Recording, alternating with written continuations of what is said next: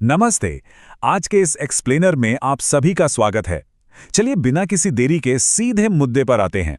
आज हम the tunnel नाम के एक बेहद खूबसूरत और थ्रिलिंग कहानी के पन्नों को पलटने वाले हैं। सच कहूं तो ये सिर्फ एक आम सी कहानी नहीं है, बल्कि ये इंसानी जिज्ञासा, प्रकृति के साथ हमारे गहरे रिश्ते और उन गुमनाम नायकों की एक बहुत ही पावरफुल तस्वीर है जो बिना किसी शोर शराबे के हर दिन अपना काम करते हैं। हम इस कहानी की बारीकियों को समझेंगे और देखेंगे कि कैसे एक छोटी सी घटना इतना बड़ा संदेश दे सकती है। तो चलिए इस दिलचस्प सफर को शुरू करते हैं। अब कहानी में गहराई तक जाने से पहले एक बहुत ही मजेदार सवाल पर गौर करते हैं। जरा सोचिए, एक व्यक्ति को आखिर किस तरह का रोमांच सबसे ज्यादा आकर्षित करता है? यह सवाल स्रोत सामग्री की शुरुआत में ही पूछा गया है और इसका एक बहुत ही खास मकसद है। यह हमें तुरंत उस एडवेंचर वाले माइंडसेट में ले जाता है जो उस कहानी का बेस है। मेरा मतलब है, क्या एडवेंचर का मतलब हमेशा एवरेस्ट पर चढ़ना ही होता है, या फिर हमारे आसपास ही जो रहस्य छिपे हैं उन्हें खोजना भी एक बड़ा रोमांच हो सकता है? यह सवाल सच में दिमाग की बत्ती जला देता है ना? पिछले सवाल से ही जुड़ा हुआ एक और पहलू है। अगर हम लोगों को उनके नेचर के हिसाब से बांटे तो हमें कुछ बहुत ही दिलचस्प कैटेगरीज मिलती हैं, जैसे निडर अन्वेषक, कल्पनाशील स्वप्नदृष्टा, ऊर्जावान योजनाकार और विचारशील रचनाकार। अब जो बात यहाँ सबसे मजेदार है वो ये है कि हमारी कहानी का मेन कैरेक्टर, जिसका नाम सूरज है, वो इनमें से कई खूबियों का एक जबरदस्त मिक्सचर है। उसमें एक एक्सप्लोरर वाली बेखौफ जिज्ञासा भी है और एक ड्रीमर वाली कमाल की कल्पना भी। जब हम इन गुणों को समझ लेते हैं तो सूरज के साथ हमारा एक कनेक्शन सा बन जाता है। तो चलिए अब फाइनली सूरज से मिलते हैं। इमेजिन कीजिए, दोपहर की चिलचिलाती धूप है, जंगल का एक बहुत ही शांत हिस्सा है और वहां सूरज अकेला खड़ा है। आसपास कोई स्टेशन नहीं है, उसे कोई ट्रेन नहीं पकड़नी है।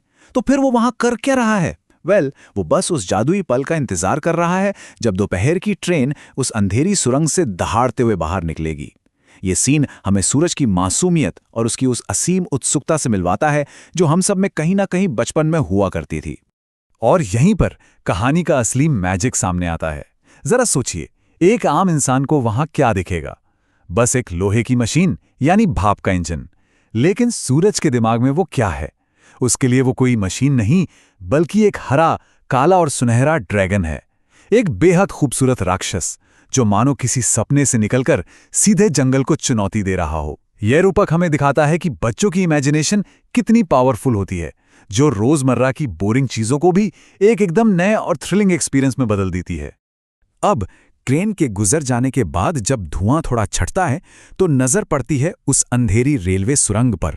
वो सुरंग एकदम रहस्यमयी लग रही है और सूरज, वो तो ये जानने के लिए बेचैन है कि आखिर इसके अंदर जाने पर कैसा महसूस होता है।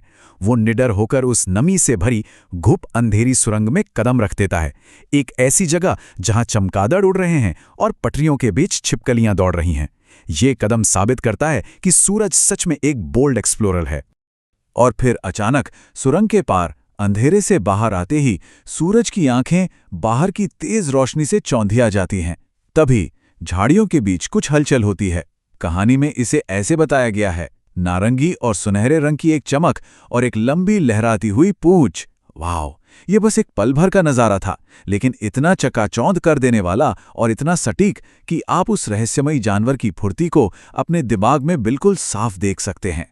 तो उस रहस्यमयी जानवर की झलक के बाद कहानी एक नया मोड़ लेती है। हमारा अगला भाग है सुरंग का रक्षक। यहाँ हमारी मुलाकात होती है सुंदर सिंह से।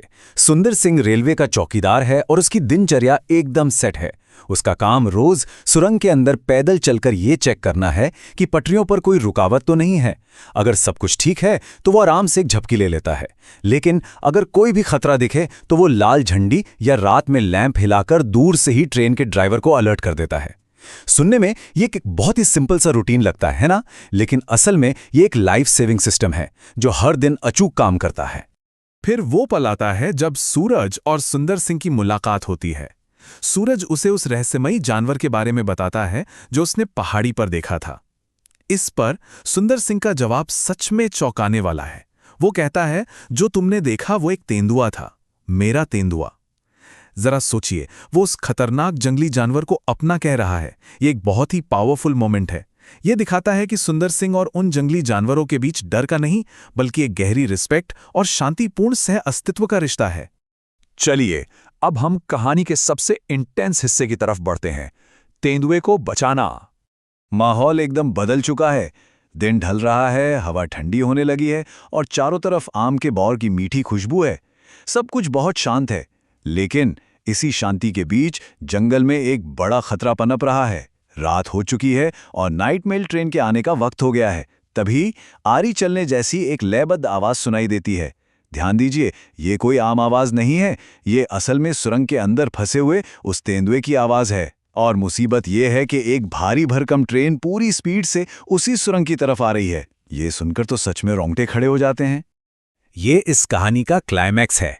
सुंदर सिंह बहुत अच्छी तरह जानता है कि अगर अभी कुछ नहीं किया गया तो ये शानदार जानवर उस ट्रेन के नीचे कुचलकर मारा जाएगा। और फिर वो क्या करते हैं? बिना किसी बंदूक के बस एक कुल्हाड़ी और एक लैंप लेकर सुंदर सिंह और सूरज उस अंधेरी सुरंग में घुस जाते हैं। उनका मकसद उस ताकतवर और फुर्तीले तेंदुए को ट्रेन के पहुंचने से पहले वहां से बाहर निकालना है।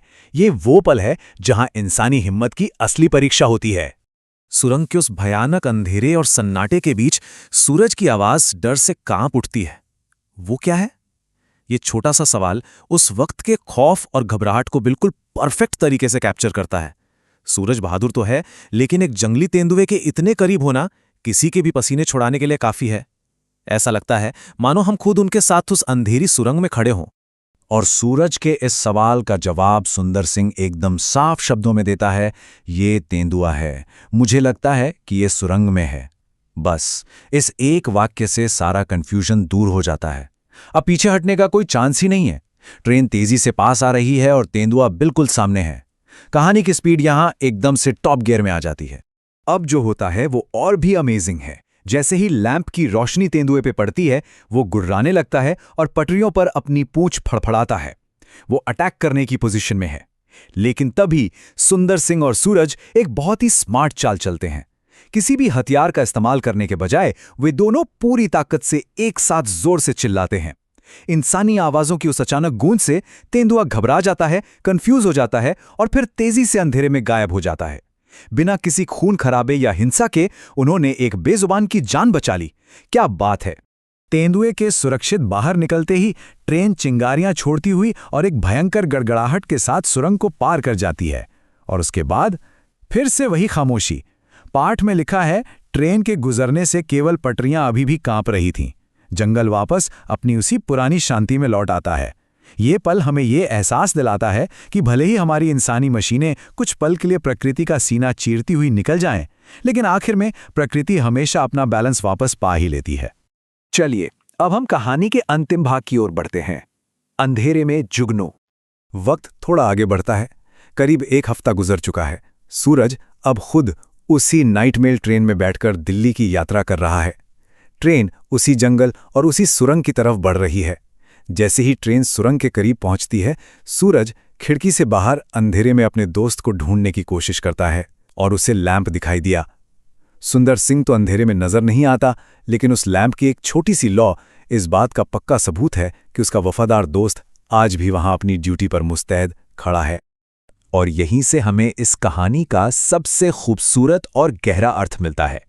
सुंदर सिंह को यहां एक जुगनू कहा गया है, बिल्कुल वैसे ही जैसे एक छोटा सा जुगनू घने अंधेरे में रोशनी की एक किरण होता है। सुंदर सिंह भी उस खतरनाक सुरंग के पास खड़े होकर हर रात हजारों अनजान यात्रियों और जंगली जानवरों की जान बचाता है।